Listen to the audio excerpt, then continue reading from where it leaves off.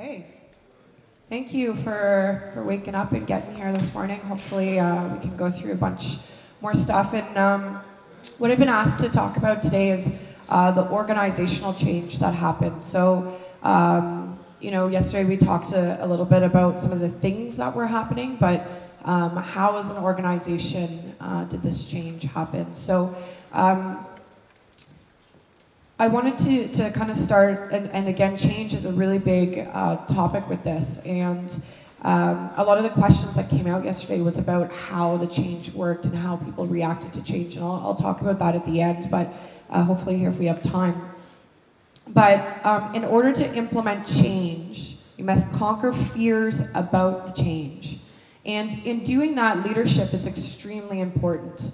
So Dr. Finbar Kerwin, when I was at Paso, had a best practices seminar with the Olympic committees this spring, and he's athlete performance specialist in the US, and he talks about 4 areas of leadership, and I really liked what he was talking about. And the first area is that leaders have to drive the culture. So then the performance will follow.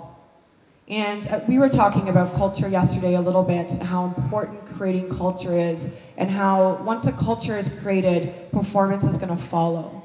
And as an NSO, or a national sporting organization, how creating culture within your sport will drive performance. And so that was the first area you talked about. The second was defining roles and the respect around the definition of roles.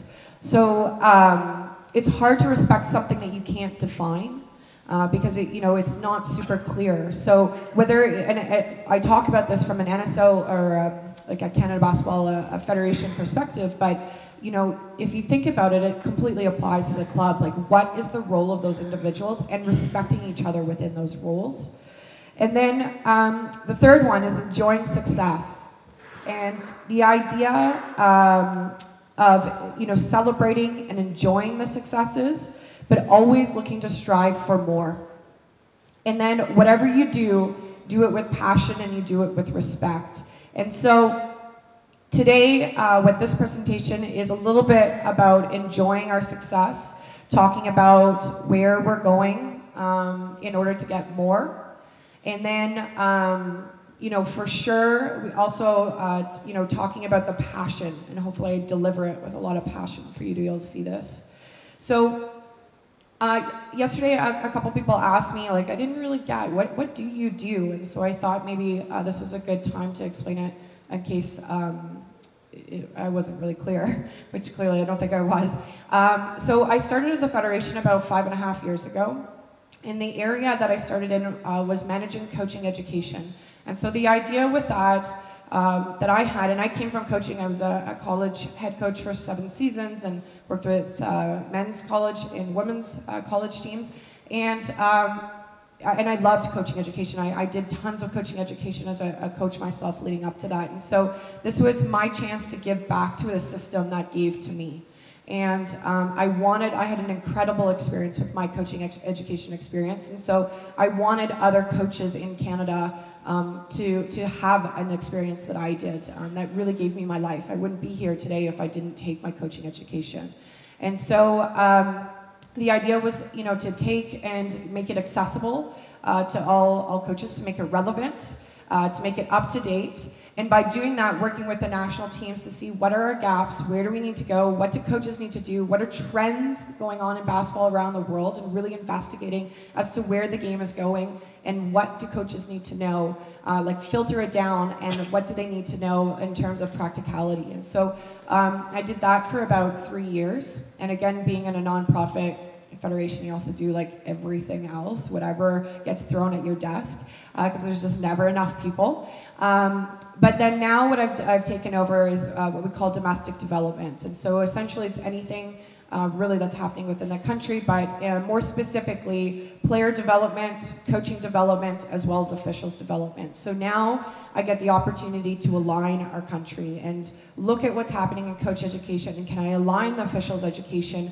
Can what we do in, when we have a gap and we need our country to move, can I do it with the players, with the coaches, and the officials kind of at the same time.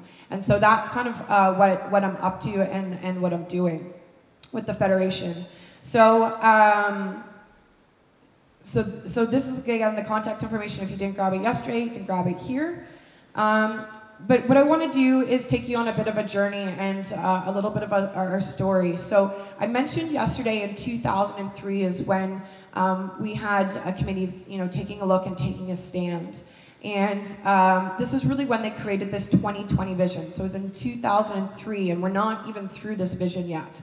Clearly it's not 2020, but the vision that was recorded was to be recognized as the world leaders in all aspects of basketball and consistently reach the podium in FIBA competitions and at the Olympic Games. And that was the vision. And so we really, really wanted to be world class. This was a very big and bold statement at that time, and I'll tell you why in just a sec. And the one thing about world-class performance is there's a key characteristic involved in that. And you have to know where you want to go, and you have to figure out how you're going to get there. And I think at this point in 2003, we made the statement on where we wanted to go. How, we weren't exactly sure. We weren't sure how we were going to get there, but we knew where we wanted to go. And so we're about 3 years away from and trying to complete this last vision here. And like I said, in 2003, the LTAD came to play, the government, we made the statement. We thought, you know what, let's take this path, let's make a big statement and see what we can do with this. So I'm going to talk about where we are today. So we're 3 years out, and this is where we're at. And this is my celebration part. I get to celebrate about where we're at. And so right now, we're ranked 6th in the world. So we've got bumped up from 9th in 2014-15. So this is our combination FIBA ranking. So you can see the countries we're sitting behind a little bit here. Our boys are 3rd in the world. Our men are 24th, which is a whole other challenge that I can talk about too. Our women here, our girls are 4th in the world in a combination ranking, and our women are 5th in the world. So we're really sitting, in most aspects, we're sitting at the top. We're not at the best or the leaders in the world, but we're certainly creeping up there at this point. So we're staring it in the face a little bit. This summer, we had a great summer, so I'll start with our under-16s. I know you guys have the European Championships, but we don't have the in-between championships in the Americas. But we had our under-16 qualification championships, and we got 2 silvers there, sitting behind the US in this tournament, in both competitions. And I just wanted to point out the team picture there at the bottom. You can see it's almost all women. Our doctor was actually the male for this team, but the coaching staff is 100% female, and you can also see 2 babies in that photo. And so as a federation, we again committed to having women in coaching, and so we paid for sitters to come to the tournament to be able to watch the young kids so that the women can continue to be involved and grow. So, and then we've got our men's team up there who also walked away with the silver medal there. Our under-19 at the Worlds, our men, this is our first ever gold medal in placements in a world championship, the first one in all of history. And these young men did it right there. So really, really proud of them. Huge celebration. I was really lucky. I was telling a story last night that I happened to be at the Vegas League when we won. So I was in the States, which was like, oh, so good. So like for 4 days straight, I wore my Canada basketball shirt. And every time I saw the USA Basketball Committee, I would just like let them be reminded that they didn't walk away with gold that day. So, and then our women placed 3rd. So it was a good finish for the women as well. It was a close semifinal, but really good showings with both of them. The other thing that was really interesting is we've got, with the men, we got 3 of the 5 All-Star awards with RJ Barrett walking away with the MVP. And then Letitia, who we saw how her physicality yesterday's presentation, she walked away with the All-Star award as well. So our players being recognized as the top players in the world. And the other crazy part about this is RJ is year young, so he's actually not, so he's not the under-19, he's like the year younger, and Letitia is as well. So in terms of what's coming up with our future, it's pretty exciting that we've got some feeds coming through. And then our women at the FIBA Americas qualification, for the second qualification in a row, has won gold. So again, dominating through the Americas. So really great summer, and this is this opportunity that I get to celebrate. And what we get to do, and we're actually in the place now to talk about what podium behavior looks like, sounds like, and feels like. And we talk about this a lot, like a lot. And it's an exercise that we go through all the time to be very, very clear. And we don't just do it as administrators. It's extremely important as administrators. We really want to look at what your program looks like, sounds like, and feels like in all aspects. But even we do it with our coaching staff. So we talk about our training camps, and we want to know, what does it look like? What are you seeing in the training camp? So that we know what behaviors we're all on the same page, and what behaviors we're all looking for and trying to achieve. We talk about what are the sounds that you're hearing. So things like players encouraging each other, you're hearing that. You're hearing how players are working harder. The language that they're using is ones of achievement, ones of, I did this, but I want this now. And those are the sounds that you're hearing. And what does it feel like? And for us, we talk about pride. Let me tell you, when you go into a FIBA Americas Championship, like with Argentina and those like Latin, passionate, like blood and tear countries, like just the way they dance is more passionate than any person could dance in Canada. But when you get in there and you have the stadium that is completely full with Latin Americans that absolutely do not want to see one of the North American teams win, we want a piece of that pride and passion. So what does it feel like, and how do we create the feelings for the athletes? How do we create those feelings for the coaches? How do we create those feelings as administrators? And really taking a look at that, but not just what it looks like and feels like. What does it look like, feel like, and sound like to be a podium level player and team? So when we build our practices, we have that mentality. We're looking at gold medal behavior. We're looking at gold medal standards. When we create our practices, that is the mentality that we do that. And we let those athletes know. And we look at it, what does it look like, sound like, and feel like in every stage throughout our country. And yesterday I talked about the horizontal movement within this. So, like, for example, if I take this train to train, that's going to be like our under 16. So that's that FIBA Americas there, the one, the double silver. That's going to be our little sliver on the left-hand side. Those teams represent that little sliver there. But I also want to look and see what it looks like, sounds like, and feels like all the way through that train-to-train level. So what does it look like at the train-to-train level, so like our under 16s, under 15s, under 14s national championships? Just so within Canada, what does it look like and sound like and feel like? And how do I create that atmosphere? And how do I raise that to mimic a podium behavior? And then what does it look like in the clubs? And how can I support that? And how within coaching education can we distribute the ability to create that? And then what does it look like in the house leagues? And then as I get into Active for Life in that stage, what does it look like for those and those people involved there? So it's really important to take a look at all those stages. So now in 2017, what we've got, so it's Jamal Murray, who's a wonderful athlete who's completely trained in Canada. So he didn't go to the US actually for prep school. He stayed in Canada for prep school and is now in the NBA and has a huge future coming up. And so in the NCAA, we have 133 athletes, which right now is a higher level of competition than our university, which we still really believe that our athletes should get education. So tying basketball and education together is extremely important for us. NBA, we have 13, and I mentioned yesterday the highest country after the US in there. In the 2017 draft, we had 6 players, one of which, Dylan Brooks, got rookie contracts. We have 3 more get contracts within the summer league. So we'll have to see what exchanges here now as tryouts go on and where everyone ends up placing, but we could be higher than 13 this year. So looking forward to those outcomes. Overseas and top leagues, we've got 107 players in our FIBA Worlds. We're consistently qualifying for FIBA Worlds over and over again.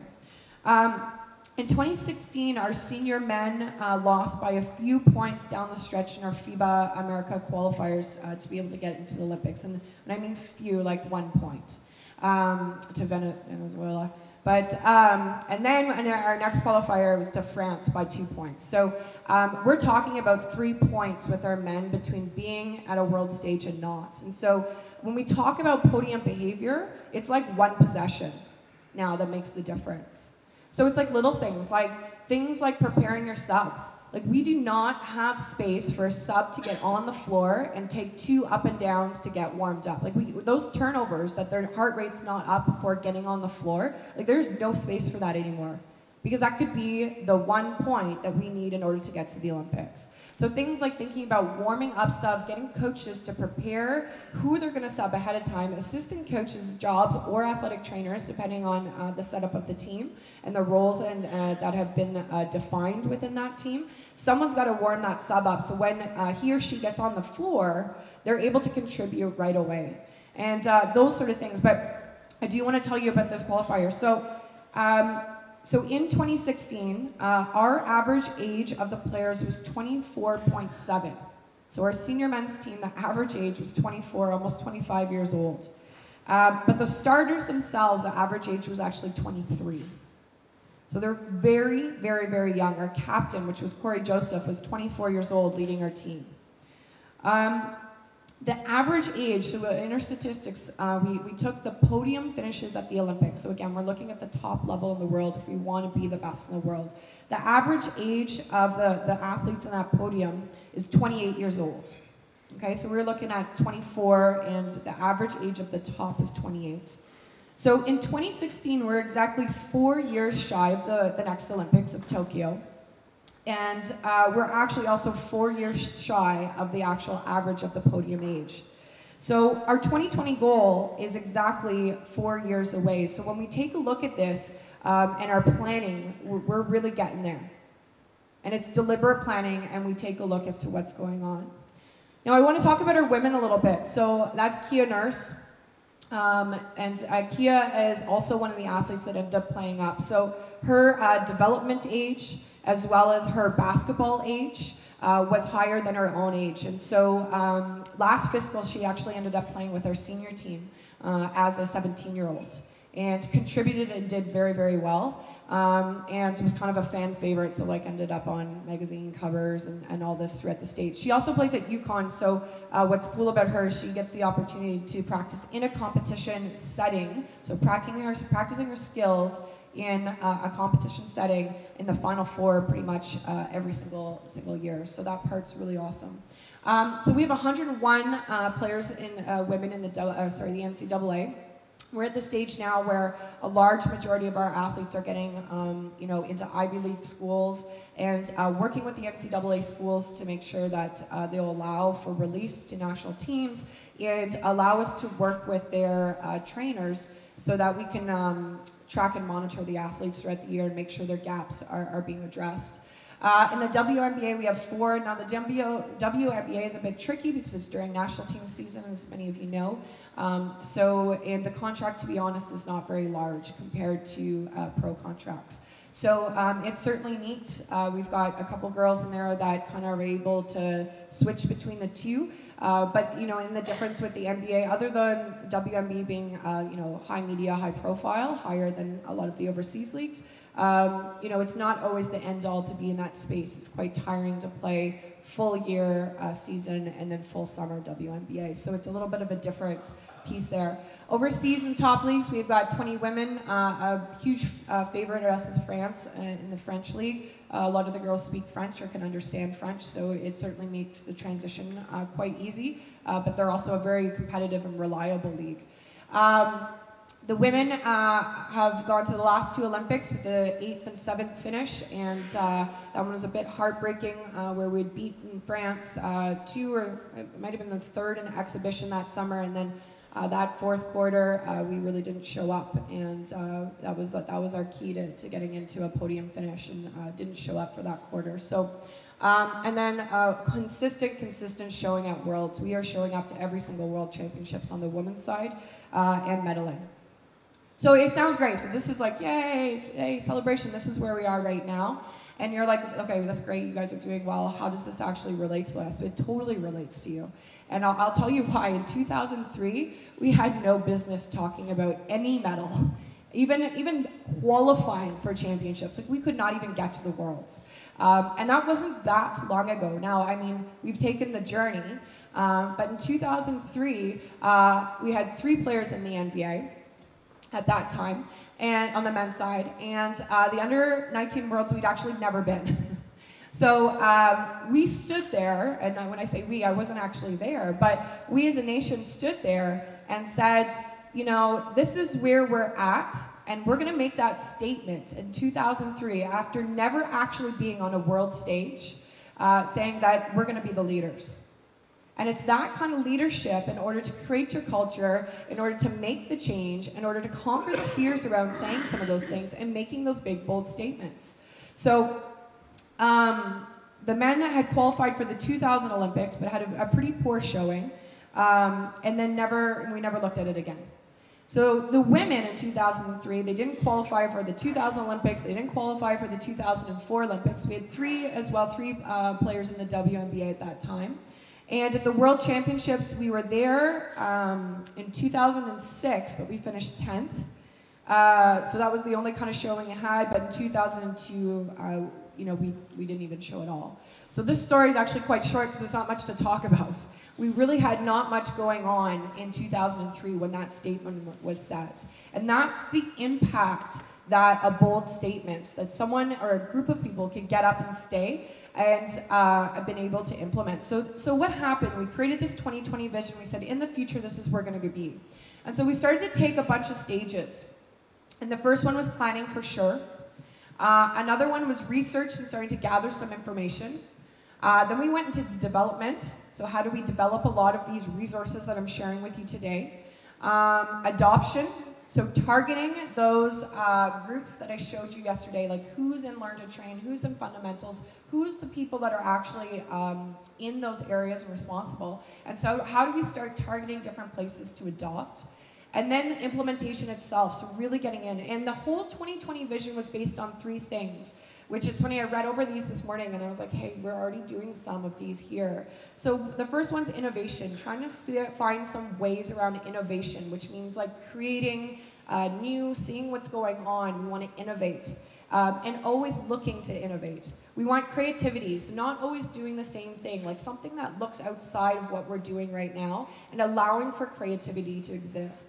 And we want to be visionary. So again, at 2003, can we vision and envision where we want to go and what we want to do? The second thing, which is kind of what was going on yesterday, was the inclusion. Including groups of people and trying to figure out where they're at, what their needs are, and that was a lot of the activities that you guys were doing. And that's what the Federation started to do yesterday, is try to include those that are in and on the ground in some of this movement and change. So invitations on input, starting to create some driving committees, etc. And transparency.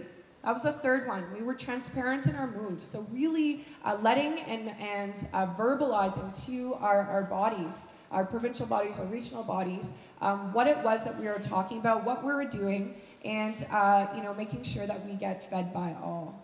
So the strategy was built, and we spent time talking about this yesterday, but we developed pathways of progression for athletes, coaches, as well as now officials. So again, we're not quite at 2020, so now I'm moving into the officials phase.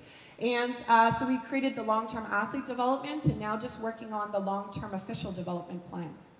So we've got the athlete, we've got the officials, and we've got the educational plan for the coaches.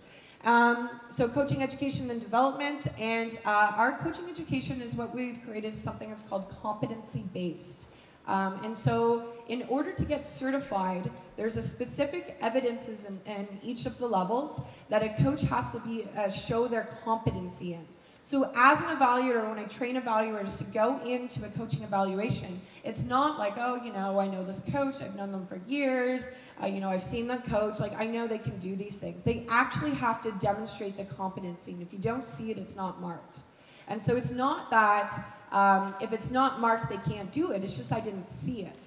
So you have to create the environment in order to see it. So things like including fundamental movement skills into practice, being able to error detect and correct.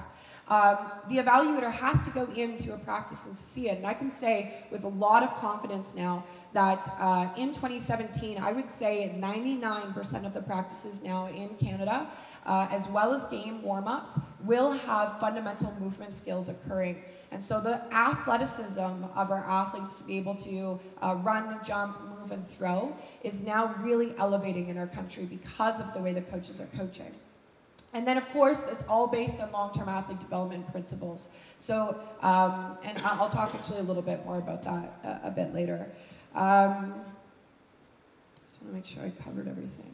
We're good. So again, looking at it, we included that learn to win stage, and that was important for us because it really looked at skill alignment. So in 2013, again, we couldn't talk about training to win because we really had no one getting gold medals. So it was a stage of development that was missing because we had our senior team athletes present, clearly, but we didn't have a space for them on our athlete development model. So by putting that in, we found a space for them and really focused on what is the gaps in that learn to train to get us to the train to train. So what is it, the teams in the, or sorry, not train to train, train to win. But what is it that the teams that were in the train to win stage within the world, so the top 3, top 4 in the world, what was it they're doing and what are we missing between those two stages? And then we started to put into our skill refinement, our gap analysis, and looking at a comparative between the two.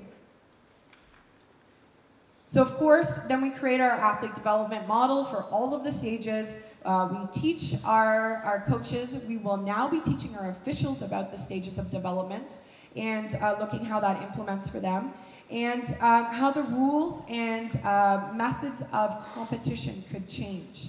And so then we go into creating programs. And so Junior MBA was actually created in Canada, and it looks totally different than what the Junior MBA in Europe looks like, and Asia looks like, and America and the Americas. And so we actually sat down with the committee. We created our Junior MBA rookie division, and I forget what the second one's called, but we created these two. And the way we created it was for a fundamental stage. So it's between delivered to athletes between the ages of 6 and 9. There's a gap of programming for us. So we sat down with MBA Canada, we had an advisory group, and we created a program that touched on all those fundamental movement skills and fundamental basketball skills. So for us in Canada, Junior MBA doesn't play a single game, which I know in Europe it's all based on games. And it's for a different demographic. And I completely understand MBA New York's method as to why they went about in that direction, but it actually doesn't fit for our country. So we have the Junior MBA American website geo-blocked within our country because we've done so much work with our coaches that we want to make sure that the curriculum stays aligned. And so that's the way Junior MBA is delivered within Canada. So we really stick to our philosophy with the programs that are entering our country, that they completely fit within our LTAD so that our athletes are looking at the athlete experience, which I really talked about yesterday. Then we have a program called Steve Nash Youth Basketball. And this program is, again, curriculum, and it starts looking at 2-on-2, or we call it 2v2, 3v3, and 4v4, which is cross court. So 2v2 and 3v3 is in the half court. So we're looking at the concepts that occur in the half court, the quarter court. And then 4v4, we start looking at the transition. We add transition into the concepts and another player. And the reason being for that is if you've ever seen little kids basketball on a regular sized court, you actually do not see any transitions except for like some turnover to, you know, like one of the fastest kids being and trying to do a layup at full speed, which is like kind of disastrous. But that's the only time you really see a transition. You don't actually see planned transitions. And so therefore you actually can't teach transition to them. But when you go to a 4-on-4 cross-court situation, the athletes now can actually have the physical ability to make a push pass up the floor, a transition pass. Whereas in a full court, they actually do not have the strength to throw from the baseline to the half court in order to create transition. So you actually can't teach transition offense, transition defense, because it doesn't occur that way. It'll turn only off a turnover, which is not the same as a hoop made, stepping out of bounds and looking for someone who's running up the court and actually having the ability to hit them. When the full four, you can't do that. So, you know, really looking at why are we changing those things so we can really teach. The other thing that we've done is joined with volleyball and created a active start. So that's like 0 to 6, but to be honest, it kind of runs into 8-year-olds. So it kind of transitions through the fundamental, active start to fundamental stage. And we call it hoops and spikes. And so we've joined together as a federation, knowing that we want to get those kids active, we want to get them the fundamental movement skills, and we just do the fundamental movement skills with mini-sized balls. And mini-sized, and so it's like, you know, they just do like, I don't know, hopscotch, like things that are not basketball, not volleyball. We have to teach them to hop and leap. But it might be that they have to carry a basketball from one side to the other and they're wearing a basketball and or volleyball, you know, kind of jersey. And so joining with other sports, so that they're getting two different, and volleyball does some typical things to them, basketball does some typical, you know, setups and within the court, and so that they're getting multiple sports working together and still getting those fundamental movement skills, so it's still aligned within the LTAD. So mini basket is something myself and a bunch of colleagues that we wrote together, and George Raveling is one of them, who's like, I don't know if you know him, but for us we're Nike, so he's kind of Mr. Nike, global Nike, and very well known, very intelligent man. And what we did is developed and rewrote FIBA's mini basket rules to comply with long-term athlete development in terms of competition. And so the idea with mini basket is not to go in as a federation to say, you at this age you must do this and you have to do this, but to give the structure of coaches who, again, coaches and administrators of the clubs and leagues who I think are extremely competent, but to give them the ability and structure to be able to structure their leagues so, again, the athlete experience is ideal, and they'll know their leagues through, you know, education and exposing them to these pieces to know what fits their league best. And so this is where we explain that 3v3, and we have ideas around what ages to go 3v3, but in the pre-log, like I say, listen, if you feel like for whatever reason your, I don't know, 8-year-olds or 9-year-olds are developmentally at a higher age or their basketball, then go to 4v4. Like, I'm not one to say hold your kids back. You know your athletes, you know the development chain. If it's a situation where their basketball IQ and their concepts, then move them up. Change the structure of the league. Do it so that the athletes are benefiting. Don't do it because, and you know, that's when we go back to the why. Why are we playing that way? Right? If the why is because you told me to, then like, to me, that's not a good why. But if the why is because the athletes are at this stage, perfect, then let's do it. And this is the structure that you can get that done. So of course, you know, the 3-point shot, we make adjustments there, the half court. And there's 4 factors in this mini basket we really kept. These were our whys we were writing it, but also the benefits. So 1, we want to increase handling of the ball. So when little kids play 5-on-5, and that's the competition structure, we talked about this a little bit yesterday. Often the person that has the ball is that early developer. And then when there's like 4 other athletes on the floor, they have trouble passing through the defense. So the amount of times that a player will get to try a skill in a competition setting is minimal. Because a lot of times the athletes don't get to touch the ball. And I encourage you to go into a young kid's game and track it. I've done it. Go write all the kids down by number and see how many times which athlete touches the ball. And you'll start to see some of these statistics come out for you. The second one was to get better spacing. If you've ever seen like little kids soccer, little kids basketball, it's like ball and everybody, right? Ball goes here, everybody moves here. Like the whole concept of me, my, player, hoop is really, really tough with little kids basketball. But when you start getting some open space, some things can occur. And one of those things is, again, being able to try some of those skills in a competition environment. It's tough for our national team players to attack statically. So off a catch, me, my player, it's a static start, so it's coming from a stop. I have to create an offensive movement. In the NBA, that's how you become an NBA player. It's one of them. That's not the only reason. There's lots of reasons. But you have to be able to do a static breakdown.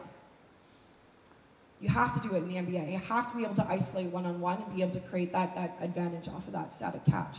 And so for an athlete to put 4 defensive players and have to beat their player and then 4 others at the age of 9, it's going to be really tough to try some of those skills in the situation. But if you remove 2 of those defenders, now all of a sudden they can try some of these offensive moves and really get reps. And so we talk about, yesterday I didn't get to dive into it, but we talk about purposeful competition. And that would be purposeful competition. They are getting reps of these offensive skills, which you're practicing in practice, and they get to do it in competition, which in the end is what you're preparing the athletes for. So that's another one of these ideas. Focus on specific basketball skills and actions. So what are those actions that they need to learn? So again, if you have a 9-year-old coming out of mini basket 3v3 and they understand how to attack and how to kick to an open player at the age of 9, like we were talking high level, how to, once they attack, how to fill behind. If that's not open, how to pivot and kick out. And these are some of the concepts that they're able to learn because they're only looking for 2 other people with these kind of specific skills and concepts. And then again, that directed competition. And so the idea is they go in and they play 10-minute games. So if I've got a club or a school, generally what happens, let's say they're 11 years old or 12 years old, or I'll go with the 3v3, so like they're probably more closer to 9. Generally what happens if I have a 9-year-old or 10-year-old team, I cut to 12, right? It's a typical basketball team. I might keep 15, thinking like, oh, I'm gonna give these extra 3 players a chance, gonna keep them around. Well, trying to fit 12 people into a youth basketball game, like in terms of substitutions, like they're probably gonna get, like if I'm trying to be somewhat equal, they're probably going to get maybe 12 minutes. So the game takes 90 minutes to play, and they're going to get to try their skills for 12 of the 9 minutes. And that's if you're running a system, so not a high pick and roll, that actually allows for ball movement, and they have the skill set to do ball movement between 5 people. I mean, how many reps they actually get in terms of that directed competition.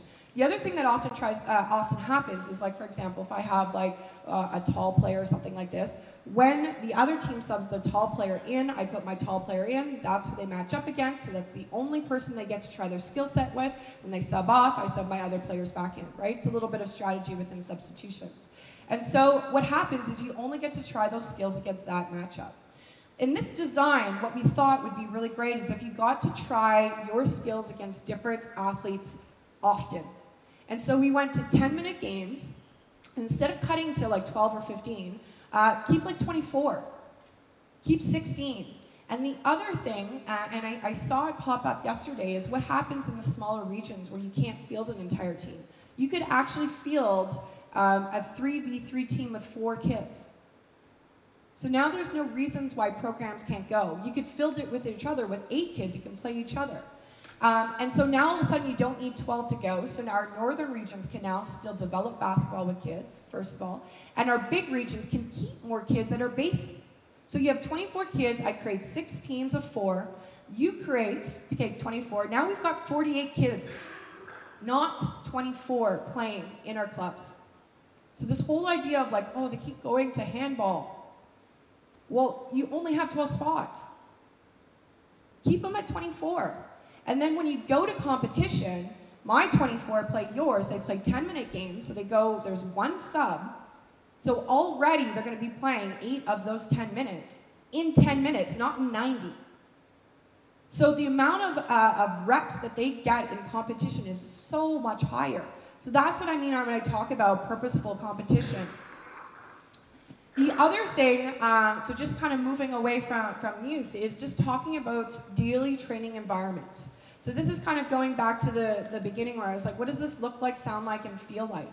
And as we lead our national team coaches in terms of creating practice and supporting them, but as you are leading your clubs and your coaches as to what does the daily training environment look like? So what does it look like, sound like, and feel like again? Right? So really looking like that. So are they coming in? Do they have a list of things, of their gaps that they need to work on? Are all the assistant coaches in there working on individual things as they're coming in? Are the athletes pushing each other, asking each other, what's your goal for today? What are you going to work on in practice? Are they checking in with each other to hold each other accountable? So what is it looking like as soon as I walk into practice as a coach? Am I seeing those things, and have I set those things up? And talking about training itself, so teaching players to memorize versus understanding concepts. I'm going to dive into this a little bit later. But really getting into decision making and understanding concepts as opposed to how we traditionally coach. As a coach, we stand there and we tell them, and then if you're lucky, the coach will also ask them, so test. But it's a very shallow level of understanding, and I'll get into that a little bit more. And really looking at purposeful practice. So how are the practices run, making sure that they're run well. So looking not only at what phase of the drill it's in, but looking at how the drills themselves are structured, but also what fundamental movement skills are fitting in there, how it relates to competition. Are you doing shooting drills because they're shooting drills, or actually are those the shots that they need to know in order to be able to produce within the game with the system that you're doing? So what kind of purpose is it? If it's not fitting one of those purposes, then it's out. What are your key performance indicators within your team, within your league, within that level of development? And is every single drill in there hitting it? If not, it's out. Because you're wasting the athlete's time that they have come to this practice, and you're wasting your time that you have within a gym. You only have a certain amount of gym time. And so we've been very disciplined in this with our national team. And my job a few years ago was to sit with the coaches when I was really doing coaching education, and I would say, what KPI is this drill hitting? Which phase in skill development is this hitting? And then I would track and monitor the actual drill to make sure. I told part of the story the other day to a lot of people, but our cadet coach at the time, who was actually, when I was playing in university, was the men's coach. So I'd known him for a really long time, and I was going in to take a look at his practices to help support him for success.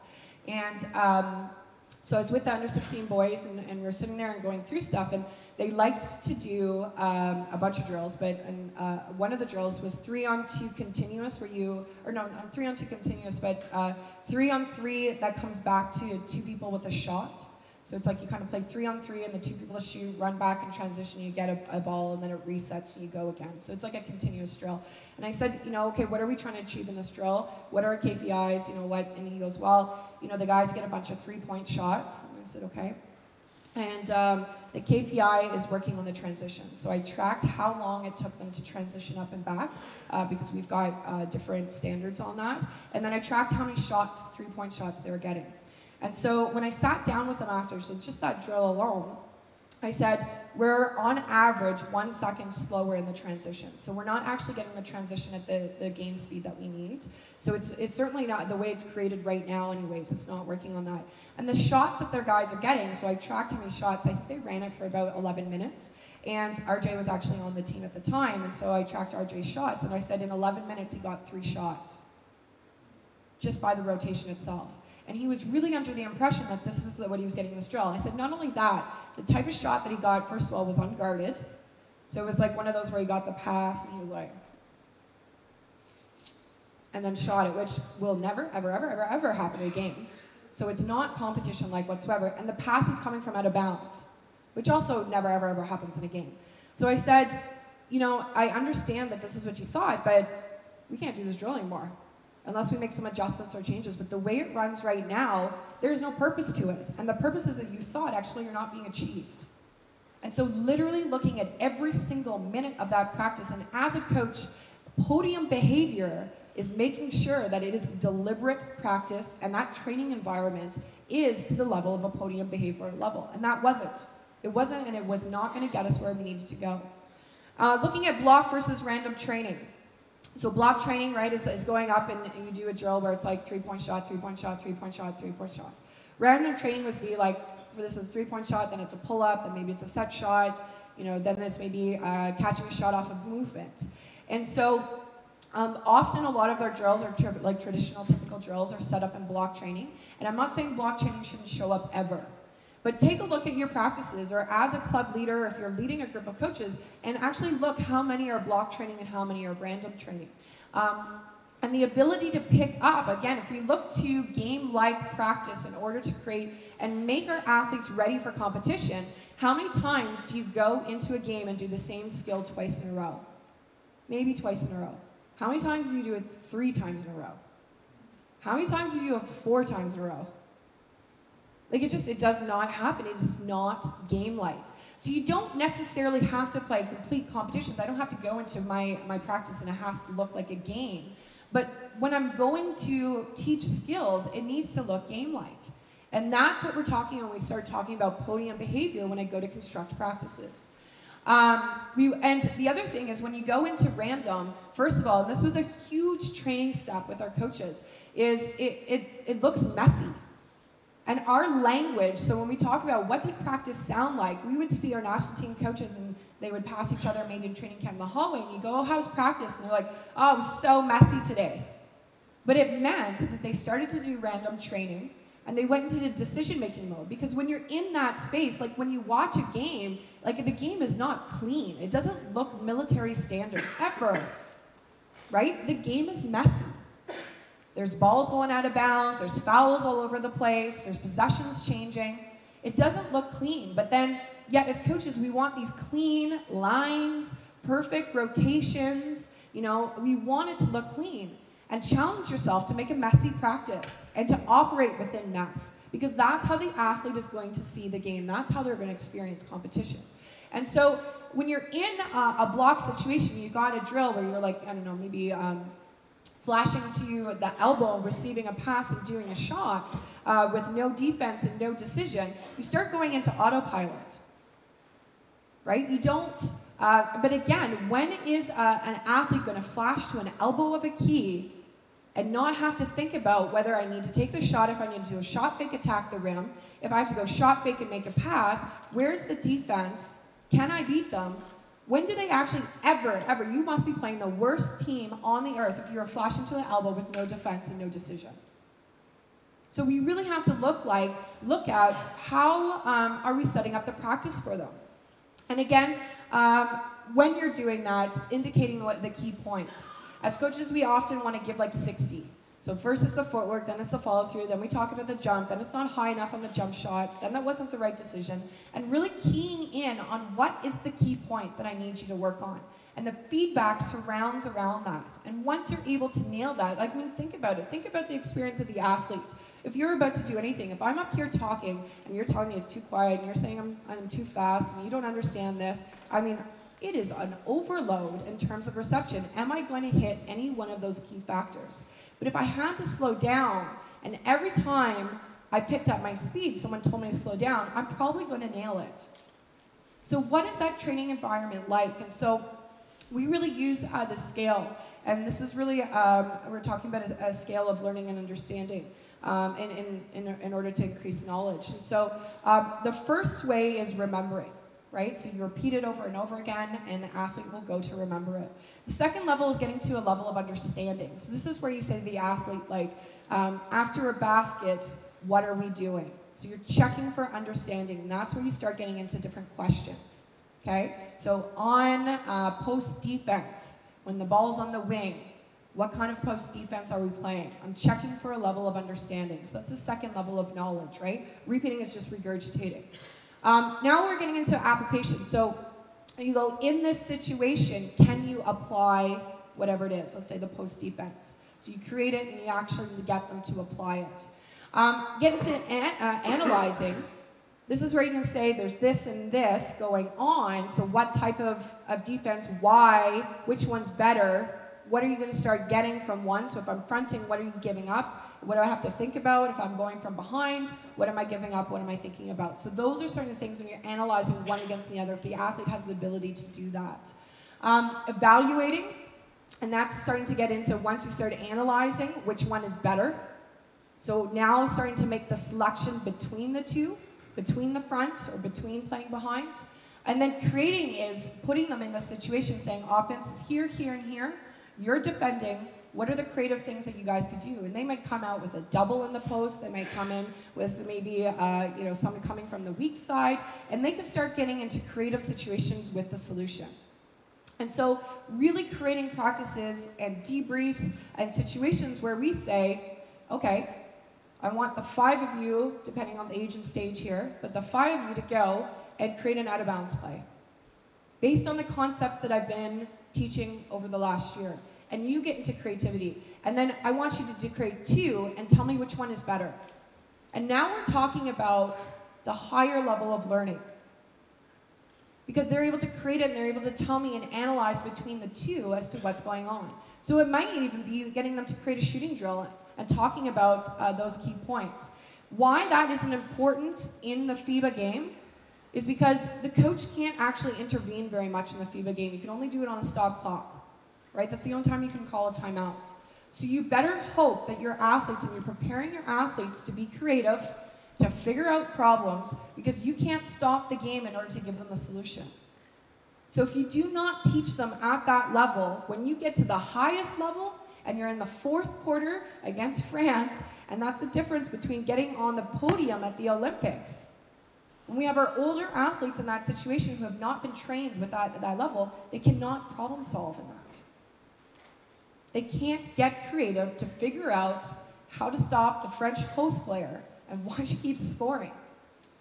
And we don't have a timeout to use in order to do that. So you need to get them to think. So just kind of building into this coaching education. How am I doing on time? Sorry. Okay, perfect. Great. I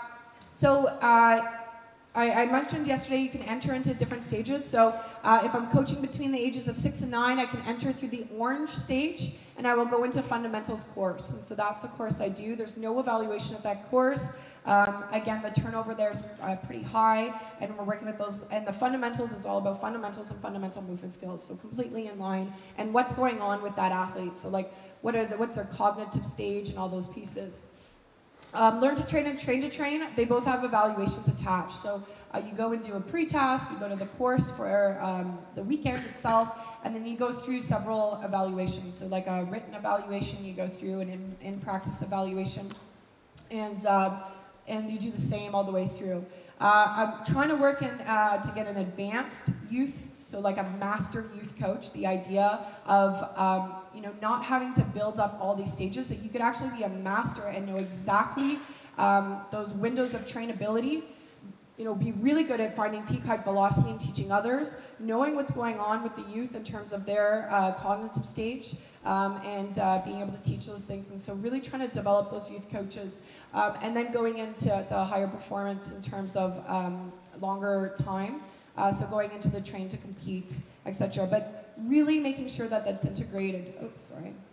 So now looking at the officials 5-on-5 development pathway, because 3x3 throws a whole other kink into it and what that training looks like. But you can see how closely it matches. And so really talking and identifying with officials, if they're officiating a learn to train or a train to train game, they understand the age and stage of the athletes to which they're officiating. That's the stage of learning and development. So a good learn to train or train to train official actually has the ability to teach a little bit and to explain. So again, we're looking at the experience of the athlete when we're training our officials. So again, holding that together in my why. And again, looking at 3x3 is existing. This is something that, to be honest, most of the Canadian coaches haven't even really seen yet. So it's very, very new. I think I created it in July. But I had to figure out, where does 3x3 fit in competition, and how do we bring them into the long-term athlete development stream? And so knowing that an athlete can exist in the 5v5 and 3x3 potentially at the same time. But if they want to do one or the other, there's pathways for them. So now that I've created this double LTAD in terms of competition, now I have to go back and say, okay, what does 3x3 look like in the train-to-train stage in our country right now? How do I grow it? What does it look like for the train-to-train athlete and those train-to-train coaches? And now my challenge is to grow that space and to really look as to what's going on there. A couple other questions. Yesterday I wanted to talk a little bit, and I didn't get a chance, about our females that are coaching with their national teams.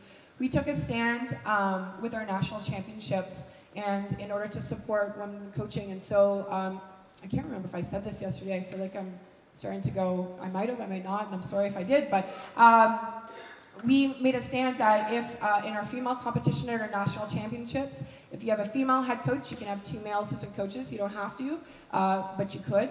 If you have a male head coach, you must have 2 female assistant coaches.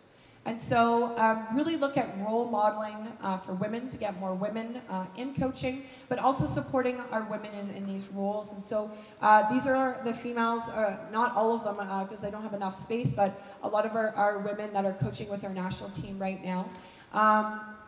We've got Jody up on the left, Jody Graham, Coach Jody Graham, who came in as a young coach. She came in as an assistant coach and is now a head coach of under 16, so won the silver this year. And we've got lower corner there, we've got Coach Carly Clark, who actually was on the head coach of that World Championship that we went to in Holland, where we actually placed 3rd, and we couldn't even believe it. First of all, we placed 3rd, and how we did. But she was the coach then. She might have been like 28, and we've really worked with her on her gaps, and now placed 3rd at the World Championships with the under-19 in growth and development. So really committing, having our senior coaches, which is Coach Lisa Tomidas. We've got Coach Bev Smith. Bev Smith played on our national team. She coached our national team the last time we went to the Olympics and is now there as a mentor coach. And Coach Shawnee Harley here in the lower right, really role modeling for our other women to get into coaching. And that's been a dedication that our women's high performance team took a stand in order to make that change. Certainly not the way it was prior. We'll do things like kind of what you're doing here this weekend. We run a super clinic, international super clinic that we open to everyone, where we run every single one of our coaching education courses. So people have the opportunity to come in. For me, I select our best deliverers. And so that we have a weekend of the best. We have professional development, and that's one of the pieces of our coach education is once you get certified, your education doesn't stop. So you're actually required to get a certain amount of professional development points within 4 years in order to stay active within your certification. And so our commitment to the development of our coaches, and then also as our federation, to bring the most relevant information to the coaches so that they're ready to be able to take the next stages in how basketball is developing. So just some images, we bring our national team coaches in. So lower left, we have Jake Triano, who's our coaches with the Phoenix Suns. Is our national team coach and has been for a long time. You can see some of the facilitators that came in through the bottom.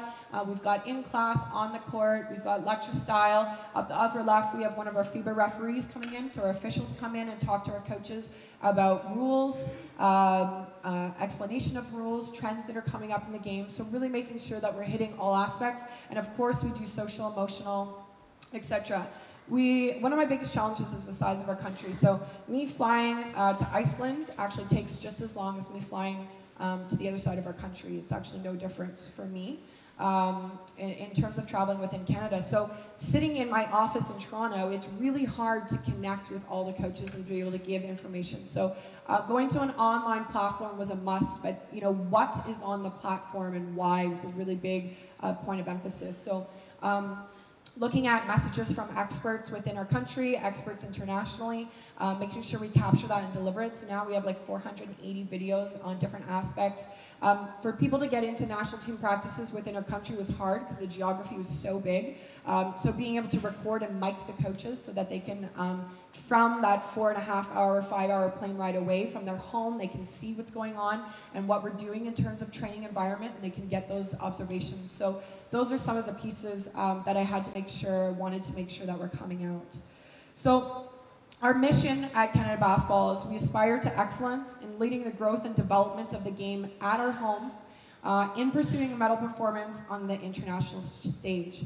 And the thing is with growth is that as you start going well, as you start doing well, you can't actually stay there. Once you start seeing that trend of success, that's actually the point that you have to change. And so although we had a really successful summer, our mentality going back into the office from wherever we are in the world is what is it that we need to change? We're actually at a moment of change. So we've got 3 years left to our 2020 vision, and we're thinking, what do we have to do to change? And how do we push ourselves to change? And how do we go through that movement of change? Because, you know, there's going to be people that receive it, and there's people that's not. But if we don't change, we're not going to continue into the level of success, and we're not going to make what we're trying to make. So one of the things we did, and one of the things I just want to share with you, kind of wrap this up a little bit, is we did that showed some of our, like all our athletes in our different LTAD stage, but together. And we showed them sort of as one being together. So I'm just going to share this little video with you. Okay? Oh, sorry. Sorry. Sorry. Sorry. Sorry. Sorry. Sorry. Sorry. Sorry. Sorry. Sorry. Sorry.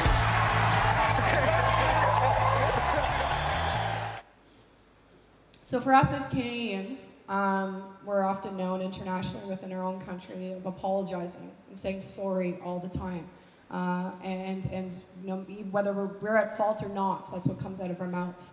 And so what our message is that, you know, we're sorry for a lot of things, but this time we're not sorry for our development. It was very planned, it was very purposeful, and we actually worked. And so really it was a play on our hashtag became so sorry, not sorry. And vi ber inte ursäkt för det här.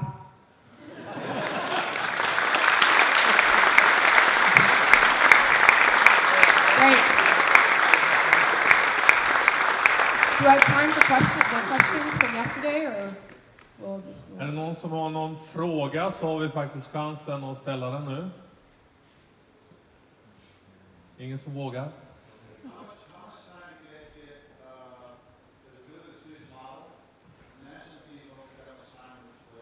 Yeah.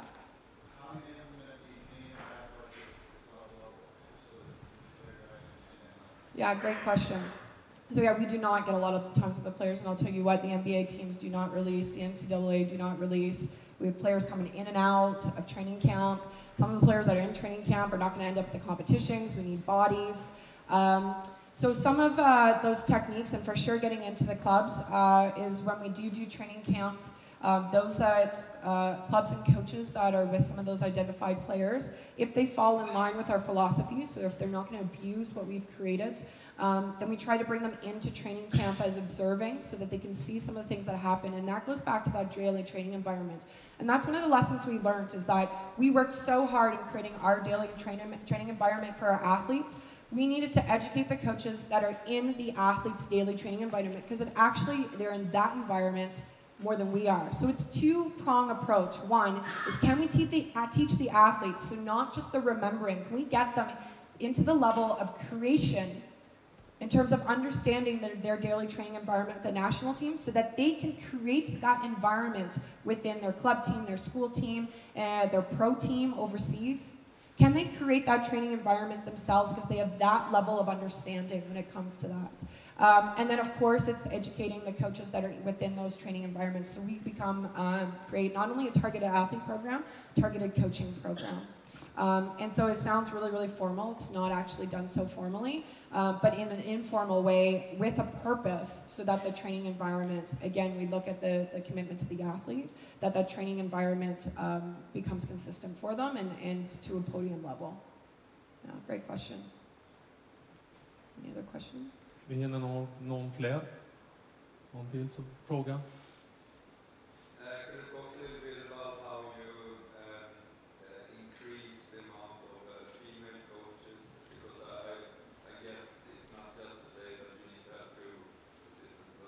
Totally. Yeah, actually, I'm really glad you asked that because I did want to talk about it. And I put that slide up and I actually forgot. So one of the things that started to happen, we have a multi-sport game called Kanadas Summer Games, and it's really supposed to be a situation where athletes get into an environment, a multi-sport environment that they would see at the Olympics, right? Because there's multiple sports going. The Canada Summer Games uphold our women in coaching rules, but provinces can apply for an exemption. And if they cannot meet those things, they can apply for exemption. But they can only get accepted in their exemption if they have a strategic plan on how it will not happen for the following year. Now it happens every 2 years, so what they're doing in the next 2 years in order for that to happen. But what the Canada Summer Games did is they did a bit of a survey. They did some analysis. At the sports, there's only certain sports that were continuously applying for those exemptions. So sports like, it was figure skating, gymnastics, field hockey, synchronized swimming, they never applied for exemptions with the women in sports pieces. And so what they did is they tried to see what was going on in terms of what they do in their sport that might be consistent. And one of the things they found coming out was it was very normal within their culture, like athlete culture, that around the ages of 14, 15, and 16 years old, it's like normal within like a figure skating club that they start, the athletes start coaching the like 8-year-olds coming in. So they start coaching them doing just like skating moves, 9-year-olds, etc. So the younger athletes. But they found the same thing in field hockey and they found the same thing in synchro, that it was part of their athlete culture. So when they dove into that a little bit, what they started to see is that our transition recruitment for males had always tended to be that once they retired, we'd say like, okay, you're done playing, are you interested in coaching? Why don't you come and check out coaching? And that was kind of the strategy that we've always used with males in terms, and we tried to apply that with women. So we'd say like, oh, you're done you're done playing, have you thought about coaching? And the woman's response was like, well, maybe, but I plan to go to school, I plan to do this, I plan to do that. And their plans had already been set. However, if you introduced, given coach education, introduced coaching at the ages of 14, 15, 16, now all of a sudden it's in their mind, it's within their plan. So when they're retiring anywhere between 19, 26, or maybe 33, it's actually been put into their mind as a possibility into coaching and into their game plan in that.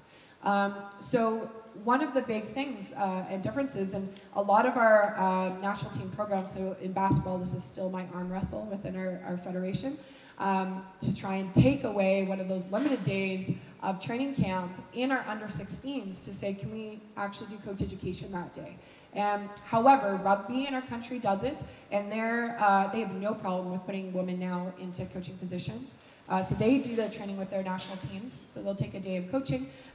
So is hockey. Our Canadian women's hockey team, which is internationally unbelievably successful, they are a machine in producing their national team female athletes into coaches. It's unbelievable, but they dedicate training camp hours to that. And then they go into like mentorships and all these sort of pieces, so it's unbelievable.